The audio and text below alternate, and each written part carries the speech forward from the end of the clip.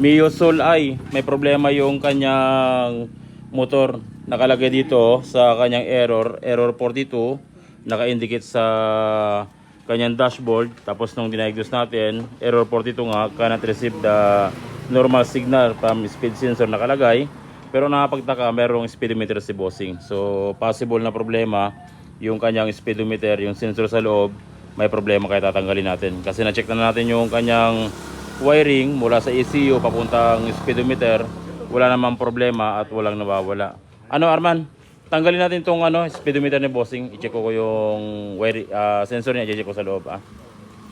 Error 42 pero mayroong speedometer. Kasi itong mga katropa, itong mga old na FI na to, mayroon siyang sensor sa loob. Nasi-sensor niya yung speedometer natin maski analog siya. Mayroon siyang sensor para ma-detect niya kung may speedometer o wala yung motor na ganito. So i-check natin yung sensor niya, titignan natin kung magawa natin ng paraan. Tapos dito naman mga katropa, sa motor na to, X-Max 300. 300 to sir?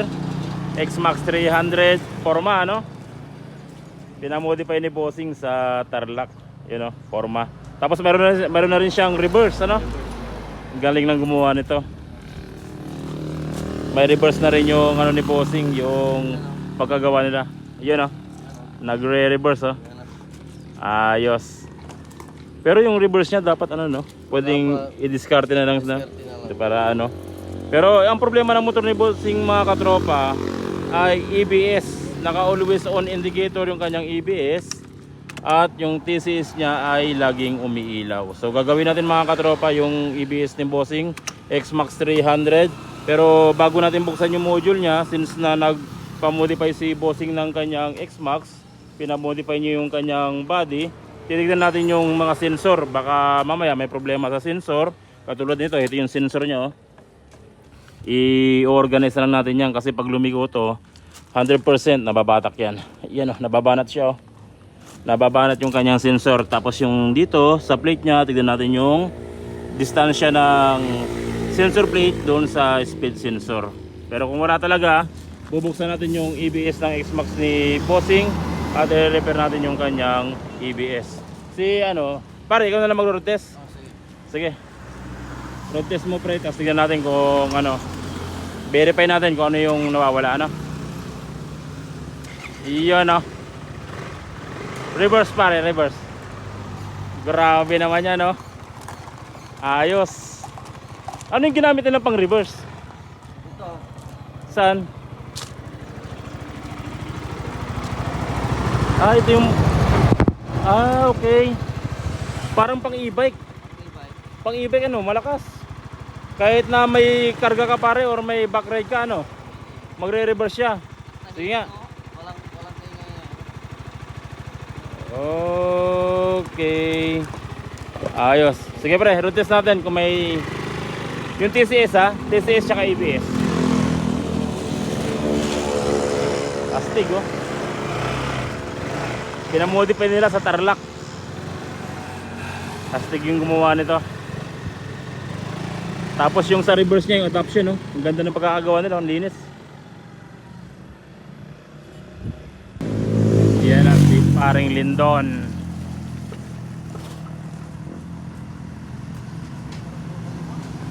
Dito pare.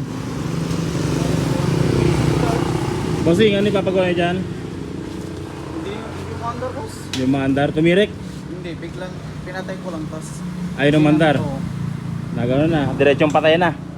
Ano pre, nakaano yung niya? Always on yung pieces tsaka yung EBS niya always on. Bali, ang gagawin natin pre, mga sensor muna lahat, harap likod.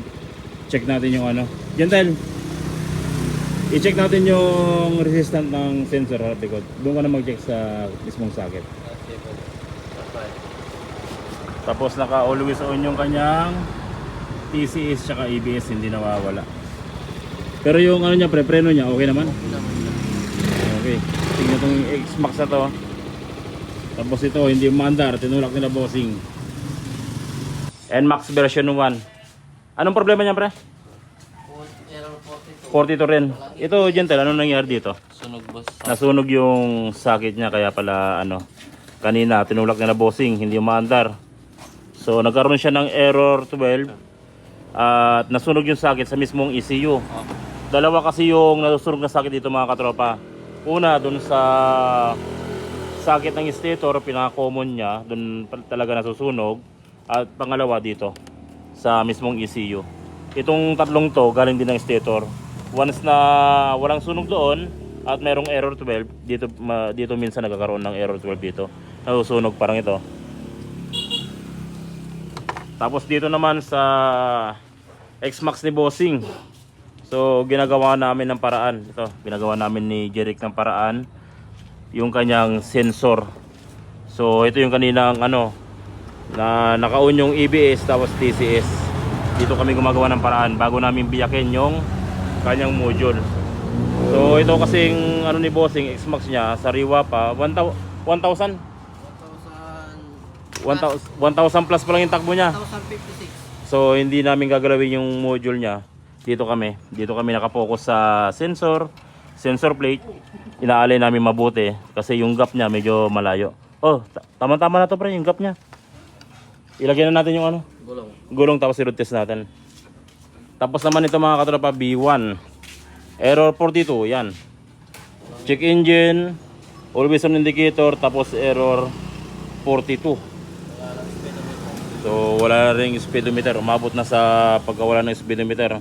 Kaya kapag mayroon kayong ganito mga katropa na issue na naka always on yung EBS nyo at meron pa kayong speedometer, dapat ipagawa nyo na kaagad. Huwag nyo nang paabutin ng error 42 kasi dalawa lang yung kahitan niyan. Unang-una, baka corrupted or pangalawa, baka lubog na sa fluid. Mare-repair or hindi, tignan natin. Pre, tanggalin natin pre ha. So kung may problema kayo mga katropa sa EBS, error 12, ECU repair, reprogram ng susi, remap, kahit ano, pwede kayo magsadya dito sa aming shop sa Jad Allen Motorcycle Electrical Shop Lingayen, Pangasinan. Iiwan ko na yung contact number sa taas ng ating video description para pwede yung tawagan regarding sa inyong problema sa motor.